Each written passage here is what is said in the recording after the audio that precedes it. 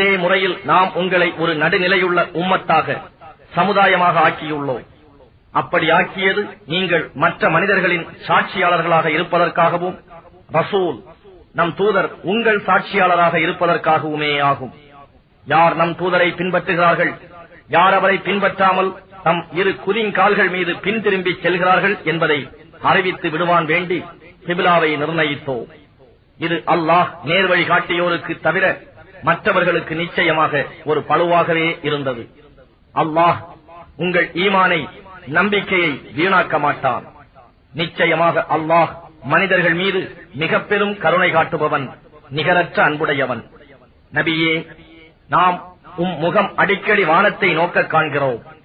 எனவே நீர் உகக்கும் கிபிலாவின் பக்கம் உம்மை திடமாக திருப்பி விடுகிறோம்.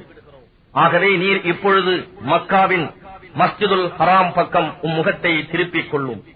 முஸ்லிம்களே, இன்னும் நீங்கள் எங்கிருந்தாலும் தொழுகையின் போது உங்கள் முகங்களை அந்த கிபிலாவின் பக்கமே திருப்பிக் கொள்ளுங்கள். வேதமுடையவர்கள் இது அவர்களுடைய ரப்பிடம் இருந்து வந்த உண்மை என்பதை நிச்சயமாக அறிவார்கள். அல்லாஹ் அவர்கள் செய்வது பற்றி பராமுகமாக இல்லை. Quran Voice Tamil Subscribe